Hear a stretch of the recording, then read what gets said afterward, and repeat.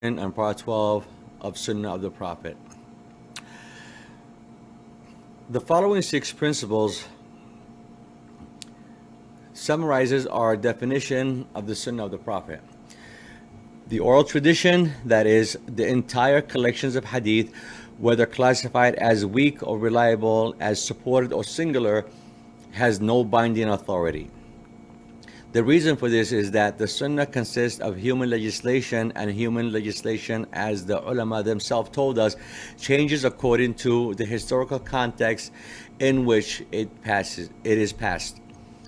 The key criterion for their implementation or modification is the extent to which they are or are not in harmony with the book and social reality. If they are in harmony, they should be implemented. If they are not in harmony, then they should be modified. We do not follow their tradition of overriding the authority of the book, so bluntly expressed in the tradition of some Hanafi scholars, saying that if the views of the Sheikhs of our school contradicts the views of the Quran, we adhere to what the Sheikhs say. 2. The Sunnah of the Prophet is the first ijtihad, that is, one out of many alternative options based on time, place, condition, situation, tradition, cultures that Muhammad exercised in order to issue concrete injunction that embodied his application of the divine absolute idea. His Sunnah is the first ijtihad, but not the last and not the only one. It is the first successful attempt to adapt divine law and order to social reality. The Sunnah of the Prophet authentically reflects Muhammad's magnificent ability to create while receiving the revelations of the book, a legal, social, and political reality in full congruence with the divine text. The legal injunctions of Muhammad's messengerhood, al-Risala, have only limited validity. One has to bear in mind that he received these verses within a period of only 10 years while he lived in Yathrib, Medina.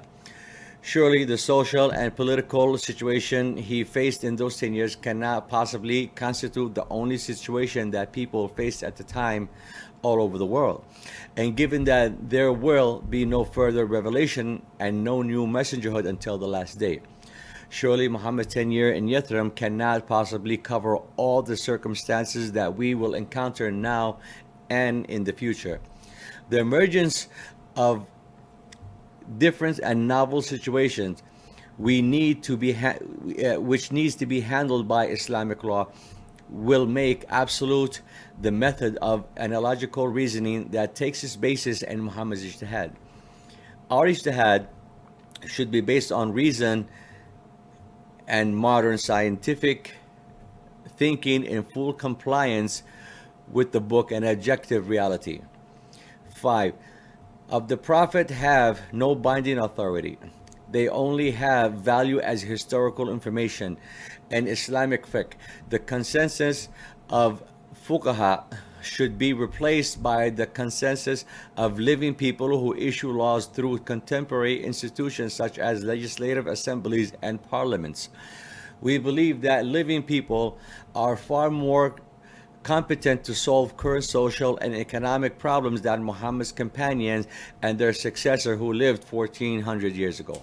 However, if by chance their decisions happen to be suitable for some of our current problems, we would, of course, not be foolish enough to reject them. But they should not be applied in principle, and in any case only after a search for more contemporary solutions has failed. 6. Ijtihad, qualified and well within defined boundaries, is not only legitimate but also necessary. We reject all claims that an ijtihad of so-called nas verses is forbidden, that ijtihad is only allowed if a verse does not contain an explicit ruling, that is, a non-nas verse. The fiqh rule of nas regulations implies that no ijtihad is allowed in a matter of explicit Quranic injunction. An example, the hudud punishments. We want, in contrast, to exercise ijtihad on exactly these nas injunctions. An interpretation outside the realm of nas verses we call al-ta'a wa not ijtihad, al-ta'wil. That's what they call it, the ta'wil, not ijtihad. But what is the purpose of an ijtihad outside the realm of such explicit nas verses? Outside the realm of nas, that is, outside the legal verses that possesses legislative significance. The lawgiver may legislate whatever he wants because it would have no legal relevance. We aim to introduce a new Islamic philosophy and a new Islamic jurisprudence. We want to secure an historical continuity with previous generations of Muslims by maintaining the shahada of there is no God but God. Muhammad is the messenger of God. By maintaining the fundamental ethical principles and by maintaining the fixed forms of ritual obligations as they were taught by the Prophet.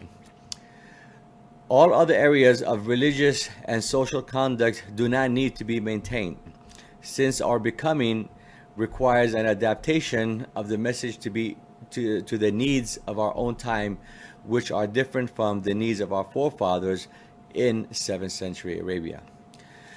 The sole criterion of exercising a legitimate ijtihad is hence not the existence or non-existence of a nas text, but the degree of congruence between the outcome of the ijtihad and the circumstances of our objective reality. If the mujtahid's decision is fully in accord with the realities around him or her, for that matter, at the time of his or her ijtihad, the decision is right. If it contradicts social and political realities, the ijtihad is wrong. Some might look at these 5 points and ask, what about the details of rituals? Where shall we learn about the exact way to pray, to fast, and to do the pilgrimage? And how will we know about the minimum amount of charity if the book does not provide us with such details? Should we not consult the Sunnah for that? Our answer to this is yes.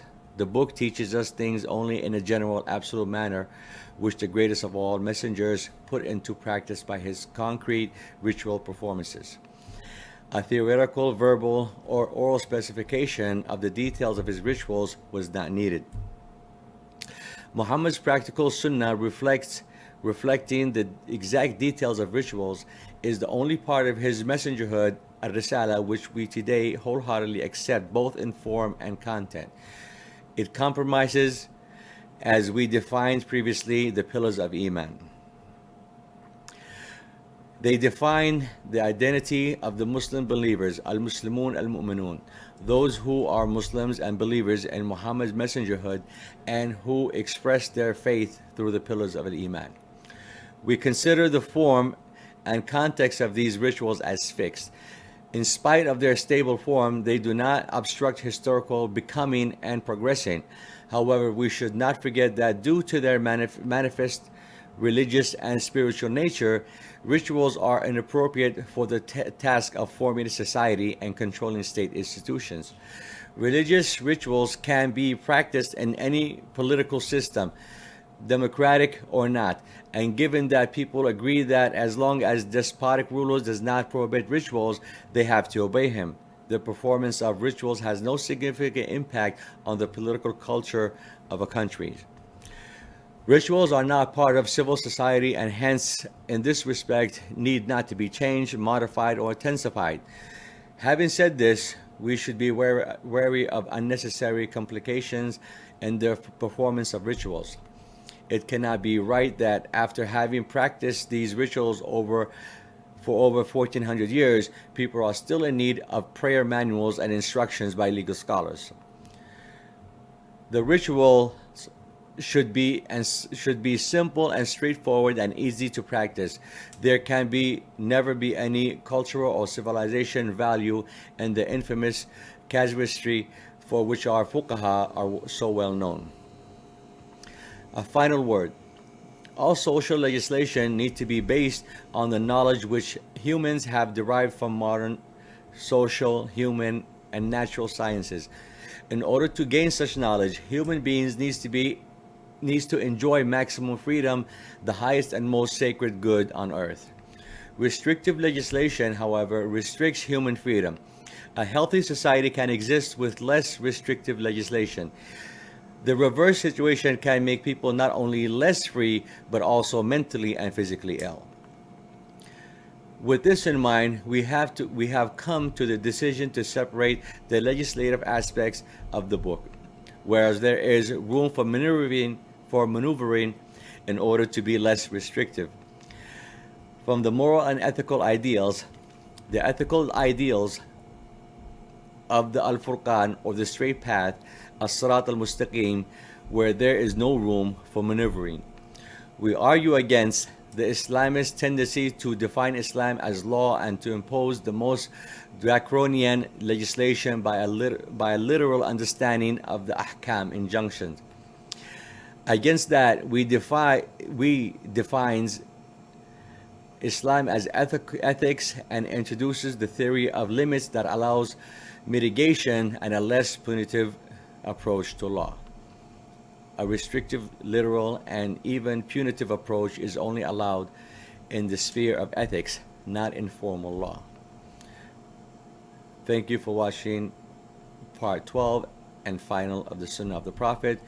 We would like to hear your thoughts. Part 1 of Revelation will follow, and thank you.